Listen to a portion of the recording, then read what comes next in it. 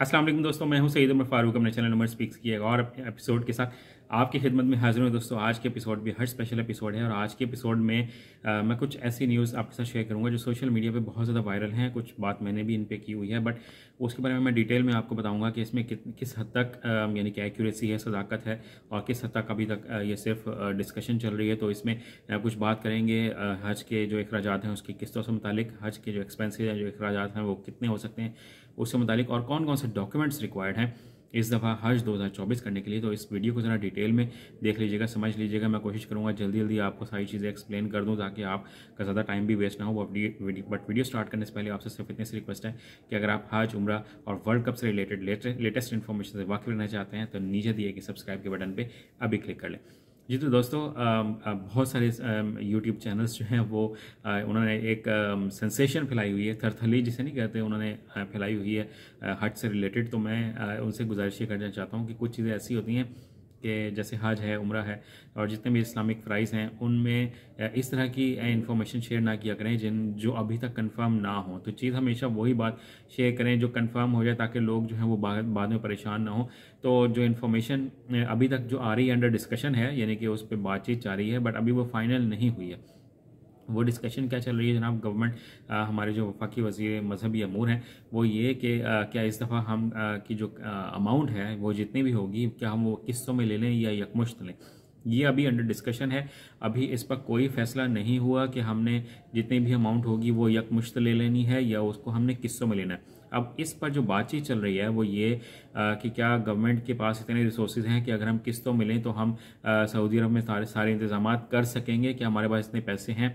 क्योंकि यकमुश्त पैसे एक साथ पैसे इसलिए लिए जाते हैं जितनी भी अमाउंट होती है ताकि हज करने के जो इंतजाम हैं उसको करने में आसानी हो जाए।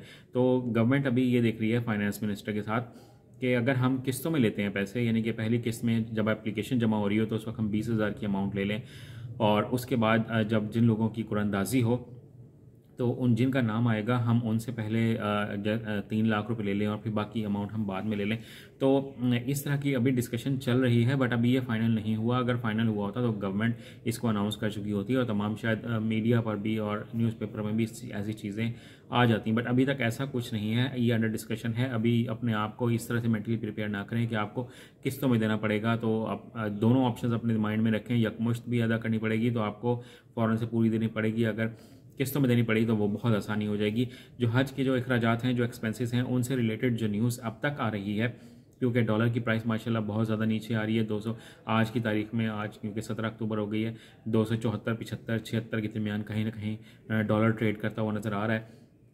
तो अगर यही इम्कान रहा कि जैसे गवर्नमेंट कह रही है कि हम इसको 240 से 250 के दरमियान लेके आएंगे तो हज अखराजात 9 लाख रुपए से कम भी हो सकते हैं। तो ये अमाउंट 9 लाख रुपए से कम पे भी चली जाएगी। लास्ट ईयर यानी कि अभी 2023 में काफ़ी लोगों ने महंगा जो है हज वो किया है, तो अब अमाउंट 9 लाख से नीचे जा सकती है, 7, 7.5, 8। तो अपने माइंड को तैयार रखें, 7 से 9 लाख के दरमियान कहीं ना कहीं अमाउंट हो सकती है, बट ये अभी कंफर्म नहीं है, गवर्नमेंट ने भी कंफर्म नहीं किया है। तो अगर किस्तों में हुई तो पहली एप्लीकेशन के साथ 20,000 रुपये जमा करवाने पड़ेंगे। जो अगर कुरानंदाजी में नाम आ जाता तो ठीक है, अगर नहीं आता तो वो उन लोगों को 20,000 वापस कर देंगे। अब कुरानंदाजी भी होगी या नहीं ये भी हमें डिस्कस करना है, क्योंकि हज अखराजात इतने ज़्यादा हो चुके हैं, पाकिस्तानियों की भी इतनी कैपेसिटी नहीं है कि वो हज कर सकें, तो इतनी एप्लीकेशंस ही नहीं आती कि जिसमें कुरानंदाजी की जाए। तो अपने आप को ये भी मेंटली प्रिपेयर रखें कि अगर आप एप्लीकेशन जमा करवाएंगे तो इंशाल्लाह आप हज ज़रूर करने जाएंगे। फिर जो ओवरसीज़ पाकिस्तानी के लिए जो कॉन्सेप्ट था, यानी कि जो स्पॉन्सरशिप हज स्कीम थी वो इस दफ़ा भी होगी। 1,89,000 के करीब जितने भी हज लोग करने गए थे इस साल 2023 में, अभी उतने ही जाएंगे। उनमें से 90,000 के करीब स्पॉन्सरशिप के तहत जाएंगे। अगर उन्होंने पूरी दरखास्तें ना हुई तो उनको फिर कोटे को ट्रांसफ़र कर दिया जाएगा जैसे इस साल किया गया था। तो आपको मेंटली प्रिपेयर रखें, आपकी एप्लीकेशन लास्ट स्टेज में भी जाकर अप्रूव हो सकती है। तो ये बहुत अच्छा चांस है उन लोगों के लिए कि जो हज करना चाहते हैं।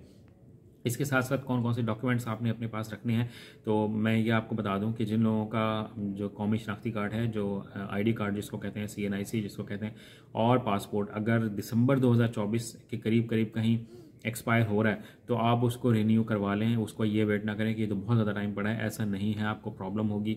और स्पेशली अब क्योंकि गवर्नमेंट ने जो सादा आईडी कार्ड होता था ना, उर्दू वाला, वो बंद कर दिया है नादरा ने, और अब चिप वाला स्मार्ट कार्ड मिल रहा है।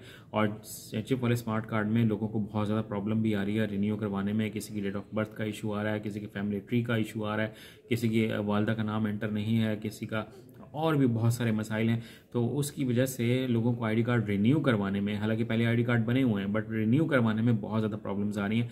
तो अपने आप को इस चीज़ के लिए भी आपने तैयार करना है कि अगर प्रॉब्लम आती है तो हम उसको पहले से ही उसके लिए तैयार रहें, उसको कोप कर लें पहले ही, ताकि आपको प्रॉब्लम ना हो। और इसी तरह पासपोर्ट को भी आपने रिन्यू करवा लेना है। और मैं आपको ये भी बात बताता चलूँ कि जितने भी हज एक्सपेंसेस होंगे उसमें शायद इस दफ़ा कुर्बानी के पैसे वो शामिल नहीं करेंगे, वो आपको खुद से, जैसे लास्ट ईयर करनी पड़ी थी, वो भी आपको खुद करना पड़ेगा। तो उसके पैसे कम करके ये आपको बताएंगे।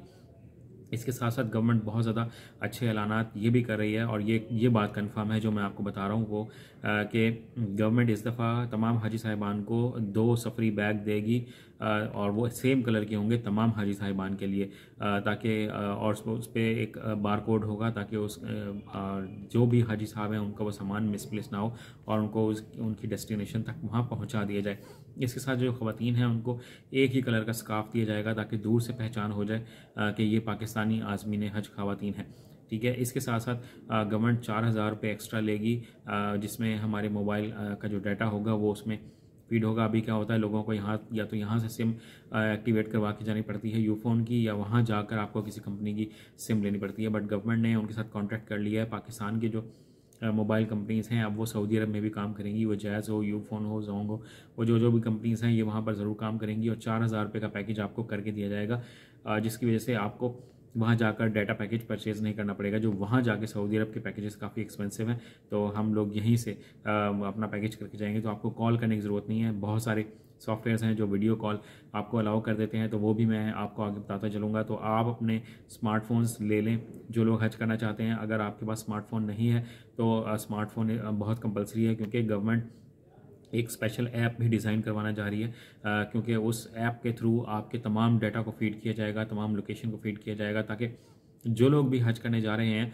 वो जनाब उस ऐप के थ्रू कनेक्ट रहें। आपको जो भी कोई प्रॉब्लम होगी, जो मसले मसाइल होंगे, आप वहाँ पर अपनी दरख्वास्त जमा करवा सकते हैं। जैसे इस साल 2023 में लोगों को होटल का मसला हुआ, खाने का मसला हुआ, तो अब वो इंशाल्लाह प्रॉब्लम नहीं होगा। आप डायरेक्ट वजारत हज और या वजारत मजहबी अमूर को आप डायरेक्टली अपनी कंप्लेन दायर कर सकते हैं, चाहे वो पाकिस्तान से हो, किसी का रवैया ख़राब हो, किसी कोई आपको प्रॉब्लम आ रही हो, या सऊदी अरब में कोई प्रॉब्लम आ रही हो ट्रांसपोर्ट की या किसी भी रिलेटेड, तो आप उस ऐप पे जाकर वो अपनी कंप्लेन कर सकते हैं और उसको फौरी तौर पर हल करने की कोशिश की जाएगी। ये बहुत अच्छे स्टेप्स हैं। इनमें से कुछ चीज़ें तो बिल्कुल कन्फर्म है जो अभी मैंने बताई हैं, बट जो किस्तों वाली बात है वो भी कन्फर्म नहीं है, उसका ऐलान होने दें।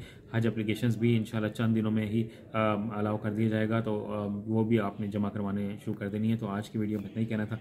अगर क्वेश्चन हो तो आप कमेंट सेक्शन मुझसे पूछ सकते हैं। मैं जो बात कंफर्म होगी मैं उसका ज़रूर जवाब दूंगा। चैनल पर अगर नहीं तो चैनल को सब्सक्राइब कर लीजिएगा। अपने घर वालों को बहुत ज़्यादा ख्याल रखिएगा।